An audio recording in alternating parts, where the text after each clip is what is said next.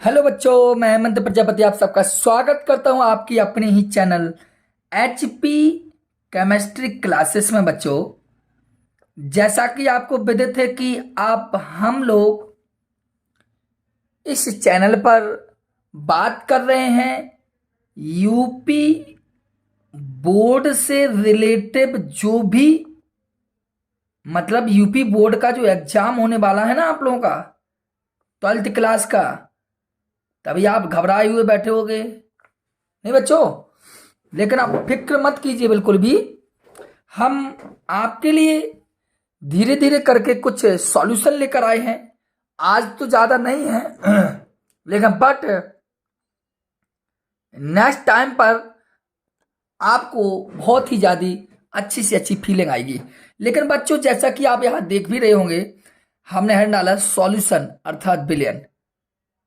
आपने केमिस्ट्री का सिलेबस देखा भी है और अभी तक आपने नहीं पढ़ाई की है तो अब आप लग जाइए, तो मैं कंप्लीट हो जाएगा आपका फिजिकल केमिस्ट्री में कंप्लीट करवाने का प्रयास में हूँ अभी जल्दी से जल्दी। तो बच्चों, यहाँ लिखा मैंने इंपॉर्टेंट फॉर्मूले। आज बच्चों हम इंपॉर्टेंट फॉर्मूले पर बात करेंगे और कल का जो लेक्चर लेंगे हम वहां पर जितने भी इंपॉर्टेंट फॉर्मूले थे उन सभी पर एक एक न्यूमेरिकल्स दिखेंगे। ठीक है बच्चों? समझ में बात मेरी आ रही नहीं आ रही? बोलो हाँ, आ रही ना? तो बस लाइक ठोक दीजिए एंड कमेंट भी कीजिए कोई दिक्कत हो। चलिए, सबसे पहले आज बच्चों बात करेंगे हम एक एक हेडम पर। तो आप ध्यान दें, मैंने अभी कुछ लिखा नहीं, मैं लिखा हूं सबसे पहले बात लिखेंगे हम विलेयता की। क्या चलेगी आज? विलेयता। ठीक है? और विलेयता को हम बोलते हैं इंग्लिश वर्ड में सॉल्युबिलिटी। ठीक है? सॉल्युबिलिटी होती क्या है बच्चों, इस पर हम बात करेंगे अच्छे से। तो ध्यान देना, सॉल्युबिलिटी का मतलब होता है किसी भी निश्चित ताप पर, ध्यान देना, किसी निश्चित ताप पर किसी किसी पदार्थ की वह मात्रा, किसी निश्चित ताप पर किसी पदार्थ की वह मात्रा जो संतृप्त विलयन बनाने के लिए आवश्यक होती है, के लिए आवश्यक होती है। ठीक है? छोटी सी परिभाषा है। अगर हम देखें विलेयता का फॉर्मूला क्या होता है तो डियर ध्यान देना, विलेयता इक्वल होता है विलेय की मात्रा अपॉन विलयन की मात्रा और इनटू क्या हो जाएगा? 100। ठीक है? तो विलेयता इक्वल होता है विलेय की मात्रा अपॉन विलयन की मात्रा इनटू 100। ये आपके लिए बेहद ज्यादा इंपॉर्टेंट है, इस बात को आप। चलिए बच्चों, हम बात कर रहे थे विलेयता फॉर्मूले पर। तो विलेयता बराबर विलेय की मात्रा बटे विलयन की मात्रा इनटू 100। ठीक है? इसको ये आप न्यूट्रॉन पर एक फॉर्मूला आप रखेंगे आप। अब फॉर्मूला को समझाने से पहले मैं आपको कुछ इंपॉर्टेंट फैक्ट बताना चाहता हूं इस विलयन में। क्या? सबसे पहले बात करेंगे हम, यहां आप देख भी रहे होंगे, द्रव्यमान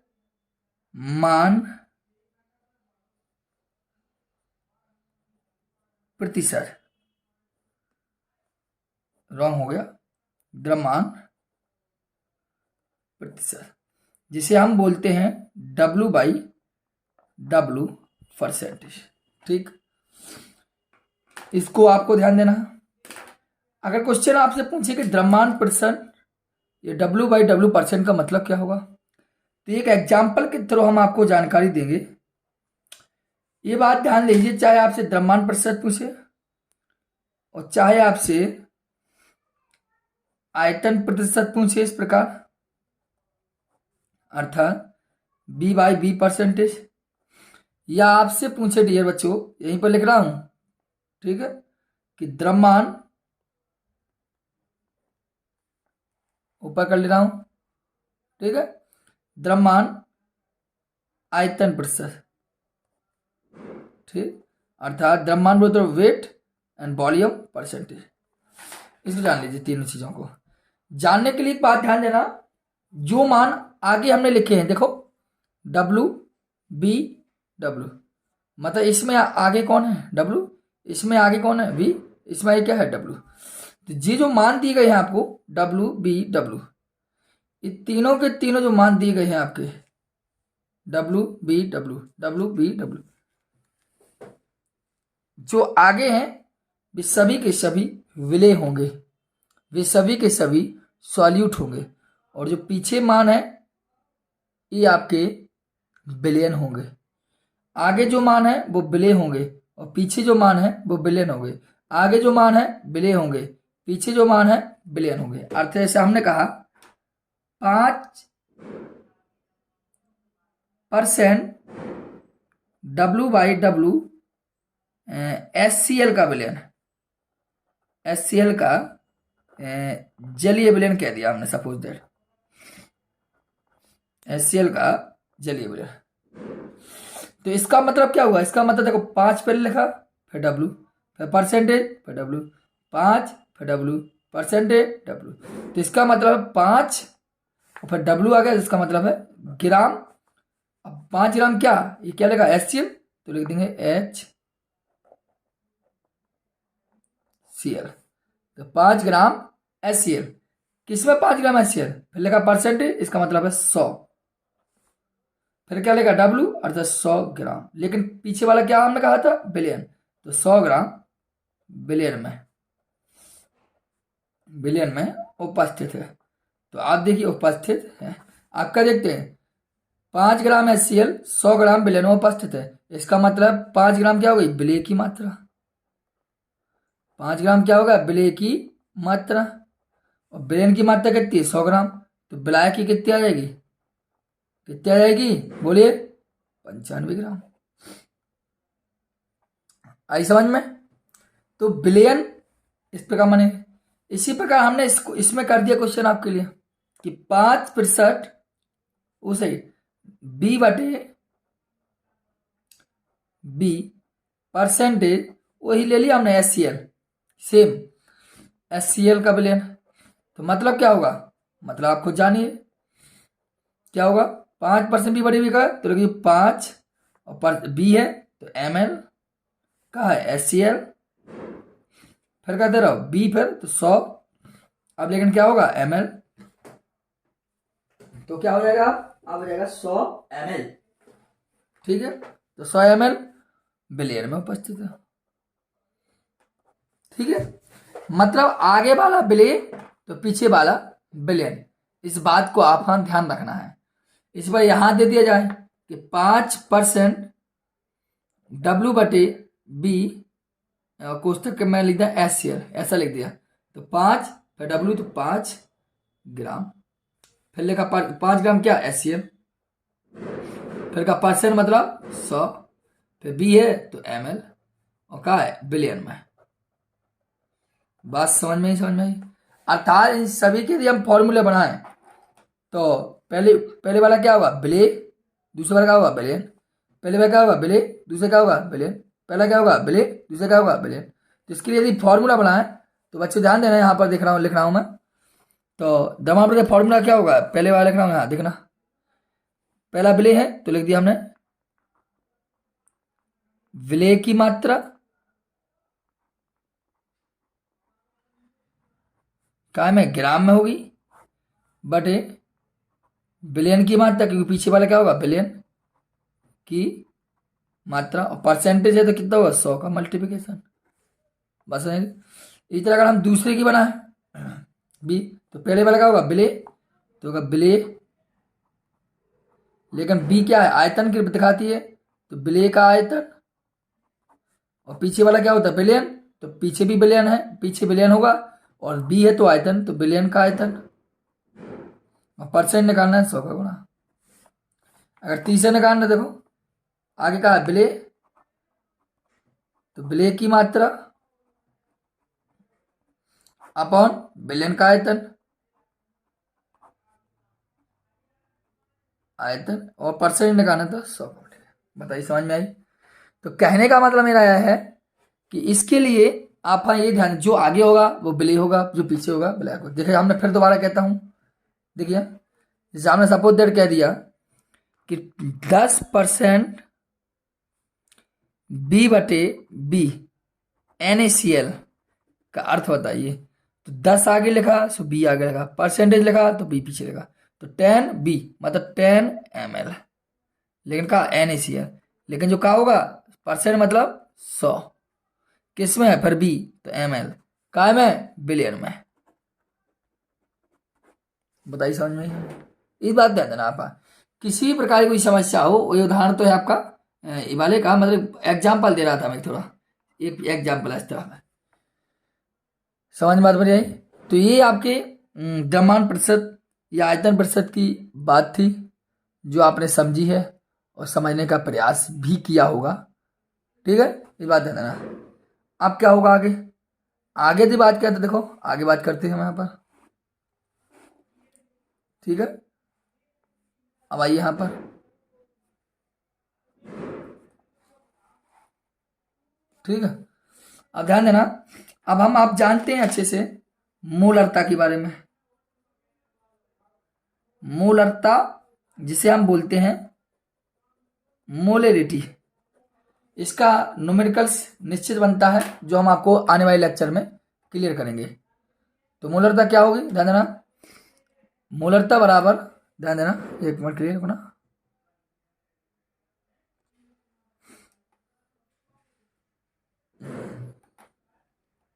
मोलरता बराबर फॉर्मूला होता है 1000 into small w upon small m, ध्यान दे लीजिए आप समझ, इंटू v, लेकिन किस में लिया मैंने, ml में। मतलब परिभाषा कहती है कि 1 लीटर आयतन में उपस्थित विलेय के मोलों की संख्या मोलरता कहलाती है।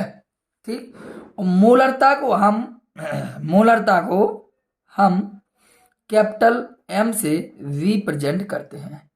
यहां पर आपका जो स्मॉल m है, यह मोली, यहां पर जो m है आपका, वो आपका मास है। क्या दिया गया आपका, वो मास। अब वो मास कैसी है,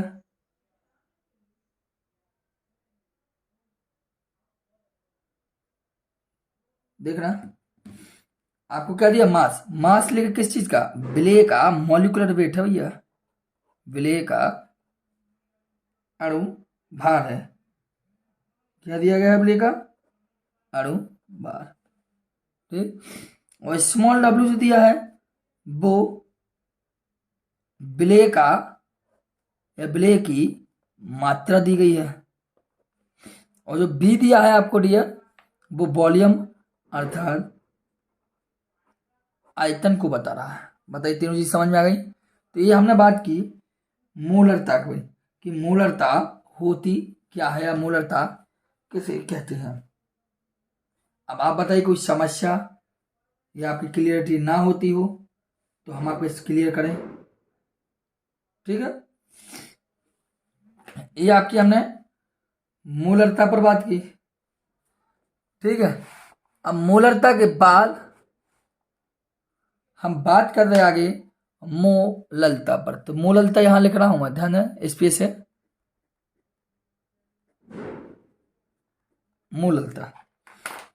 तो मोललता क्या कहती है, मोललता का मतलब होता है कि 1000 ग्राम ब्लैक में उपस्थित, 1000 ग्राम ब्लैक में उपस्थित विलेय के मोलों की संख्या उसकी मोललता कहलाती है। बात समझ गई। अर्थात जो स्मॉल w है वो विलेय की मात्रा है, और जो कैपिटल W है वो आपकी विलायक की मात्रा है। समझ में बात आ गई। तो ये विलेय और विलायक की मात्रा कैसी होगी या क्या नहीं है, उसके बारे में हमने आपकी बात की। ठीक है, अब चलिए हम बात करते हैं अगला फॉर्मूले की। वो है आपका नॉर्मलता, जहां से न्यूमेरिकल बनना तय है, बनेगा ही बनेगा, जो निश्चित है कि यहां से बनना ही है। इस बात को भी आप ध्यान रख लीजिए। ठीक है, तो नॉर्मलता बराबर होता है, आपको पता होगा कि 1 लीटर आयतन में उपस्थित विलेय के ग्राम तुल्यांकी भारों की संख्या। तो 1 लीटर आयतन में उपस्थित तो 1000 विलेय के ग्राम तुल्यांकों की संख्या, जो ml में लिया। जहां आप जानते हैं ई जो है, ई तुल्यांकी भार है, इक्वावेलेंट तुल्यांकी भार, और स्मॉल डब्ल्यू और वी आप जानते हो, तुल्यांकी भार दिया गया है। किसी चीज का तुल्यांकी भार ज्ञात करना हो तो बच्चों आपको जानते हो ई बराबर होता है उसका परमाणु भार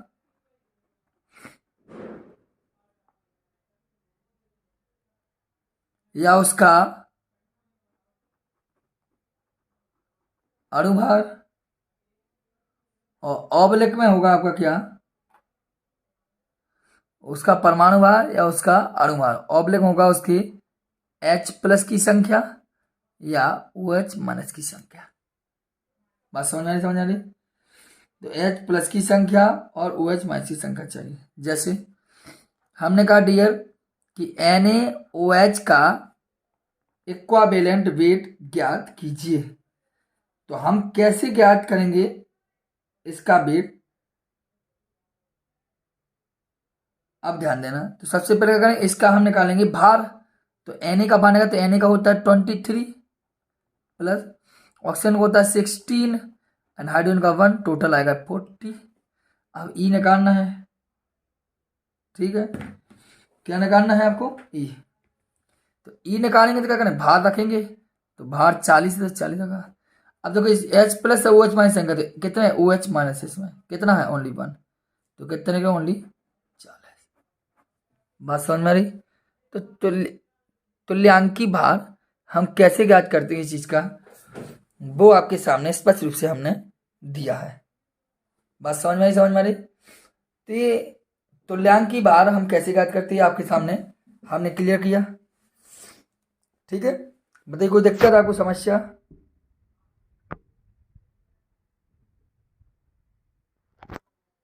ठीक है, आगे चले हम काम पर अपने।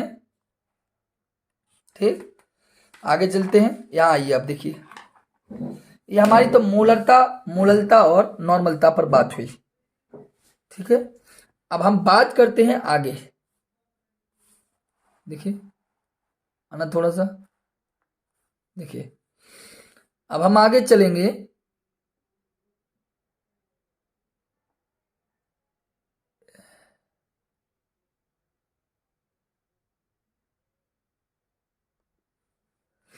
चलिए आप ध्यान देना, आगे हम देखेंगे मोल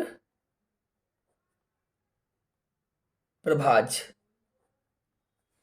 जिसे हम बोलते हैं मोल फ्रैक्शन। मोल प्रभाज या मोल फ्रैक्शन होता क्या है, तो मोल प्रभाज जो होगा वो विलेय का अलग निकलेगा, अर्थात विलेय का मोल प्रभाज,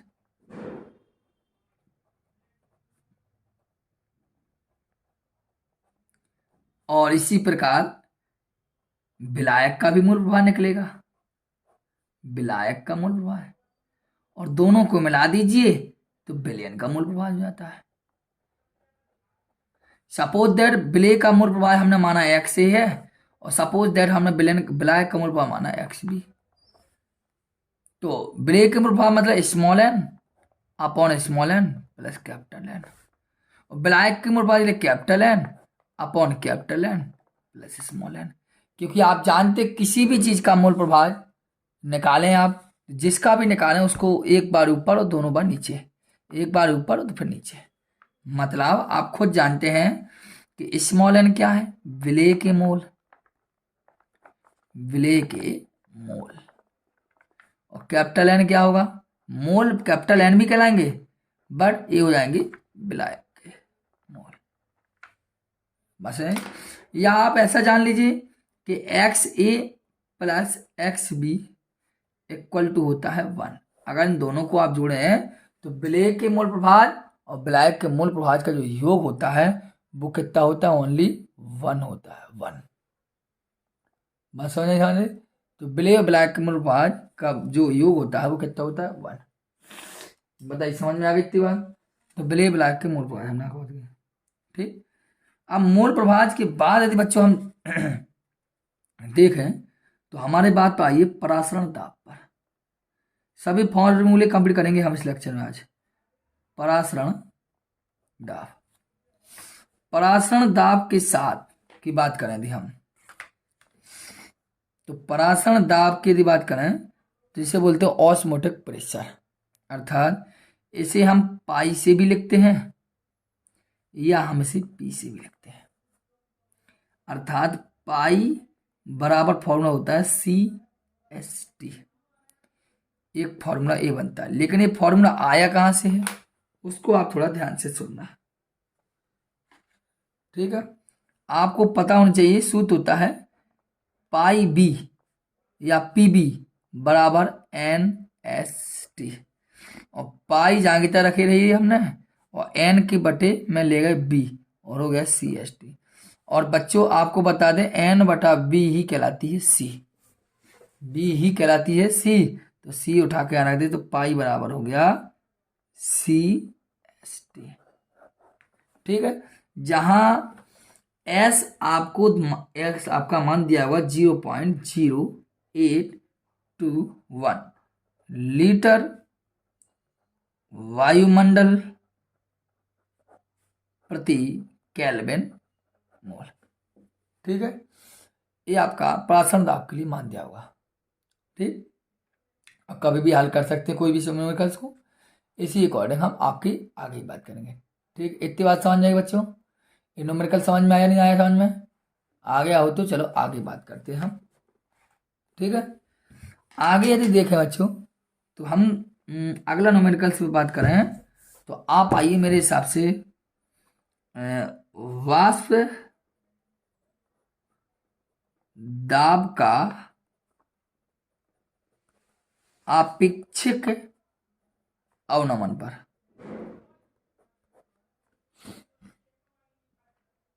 वाष्प दाब का आपेक्षिक अवनमन, इस पर हम बात करेंगे डियर। वाष्प दाब के आपेक्षिक अवनमन पर हम बात करेंगे तो आप इस बात को अच्छे से जानते होंगे कि वाष्प दाब का आपेक्षिक अवनमन का मंतव्य है कि P माइनस मतलब P नॉट माइनस PS बटे P नॉट, ये तो होता है। कैसे? जो P नॉट होता है, यहां लिख रहा हूं मैं, P नॉट जो है वो ओनली वाष्प दाब है, किसी भी चीज का होगा, जल का, बेंजीन का, बेंजोइक अम्ल का, एसिटिक अम्ल का, किसी भी चीज का क्या होगा? वाष्प दाब। और जो PS होता है वो आपका विलयन का वाष्प दाब होता है। PS क्या होगा? S से सॉल्यूशन होता है ना, तो विलयन का वाष्प दाब, उसे क्या बोलते हैं हम? विलयन का वाष्प दाब। क्योंकि P नॉट तो आपका हो जाएगा किसी शुद्ध विलायक का वाष्प दाब। तो शुद्ध विलायक का मतलब देखो ये कहलाता ओनली, जो ऊपर वाला की बात करें ना इतने की, तो ये तो कहलाता है वाष्प दाब का अवनमन, वाष्प दाब का अवनमन। और P नॉट कहलाता है वाष्प दाब का अवनमन, मतलब P नॉट माइनस PS कहलाता है वाष्प दाब का अवनमन, और P नॉट कहलाएगा ओनली शुद्ध विलायक का वाष्प दाब। तो वाष्प दाब का अवनमन तथा शुद्ध विलायक के वाष्प दाब का जो अनुपात होता है उसी को बोलते हैं वाष्प दाब का आपेक्षिक अवनमन। वाष्प दाब का अवनमन तथा शुद्ध विलायक के वाष्प दाब के अनुपात को वाष्प दाब का आपेक्षिक अवनमन कहते हैं। बताइए, समझ में आई? तो ये कहलाएगा आपका वाष्प दाब का अवनमन। ठीक है, तो ये हो गया आपका वाष्प दाब का अवनमन क्या होगा या क्या नहीं कहलाता है, इस बारे में आपने जान लिया।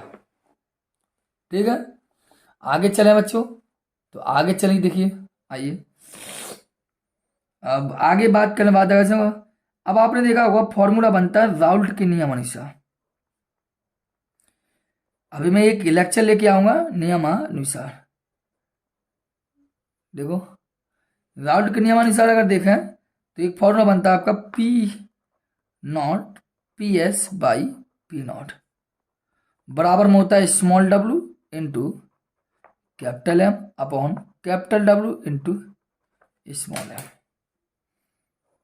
ये वाला बनता है जहां आपका स्मॉल डब्ल्यू ब्लैक की मात्रा, कैपिटल डब्ल्यू ब्लैक की मात्रा, स्मॉल एम ब्लैक का अणु भार, कैपिटल एम ब्लैक का अणु भार। इसको ही ध्यान देना है आपको, क्योंकि फॉर्मूले की बात कर रहा हूं बच्चों, तो फॉर्मूले लिखवाऊंगा ना आपके लिए। ठीक है, आगे चलें। चलिए देखिए, बढ़ते चलिए आगे।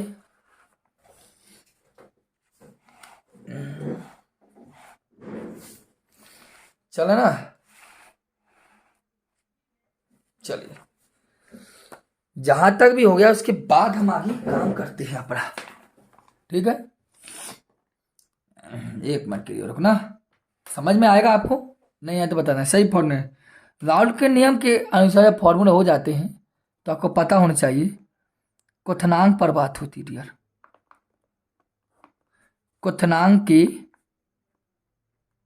उन्नयन पर, और क्वथनांक का उन्नयन आप जानते हैं डेल टी बी से लिखते हैं आप।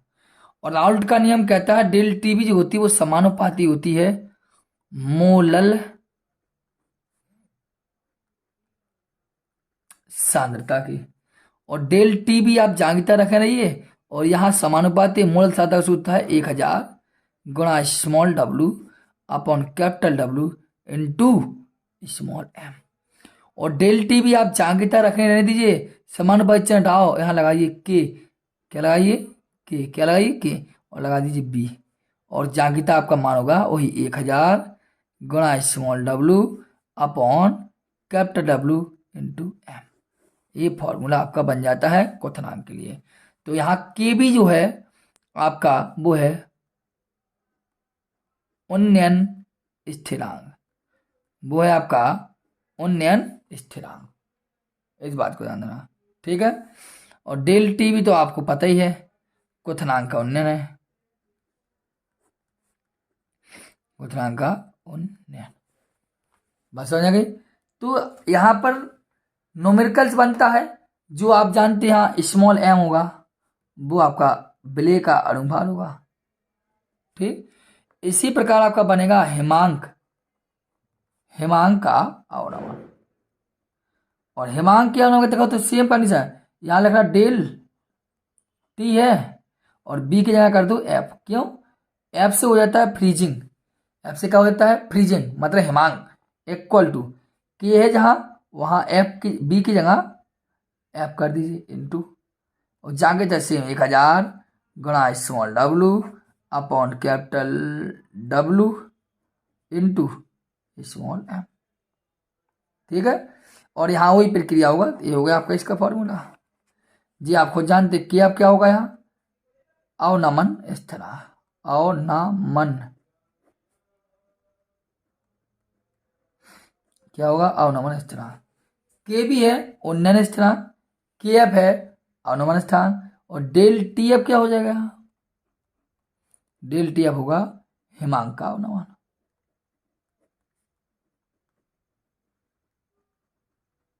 ठीक है, तो ये जो फॉर्मूले थे आपके मूल वो बिलियन से लेसन संबंधित थे, और यही फॉर्मूले आपको याद करने हैं इस 30 मिनट के लेक्चर में, लगभग 30 मिनट के लेक्चर में आपने इन फॉर्मूले के बारे में जाना।